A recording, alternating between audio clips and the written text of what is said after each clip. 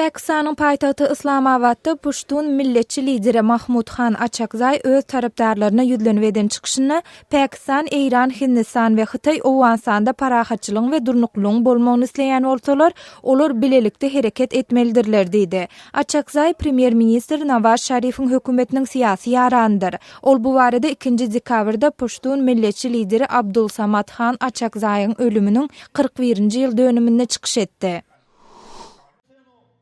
Gyrgyzystanyň paýtagty Bişkekde häkimligiň işgärleri Birleşen Milletler Guramasy tarapyndan elan edilen bütün dünýä maýyplar gününi ýakynda geçirilen sport we medeni bäýatleşiklerine gatnaşan mümkinçilikleri çäklendirilen adamlary sylamak arkaly belläp geçdiler. Dabarada mümkinçiligi çäklendirilen 600-den gowrak adama 90 Amerikan dollary meçberinde pul sowgada gowşurdylar.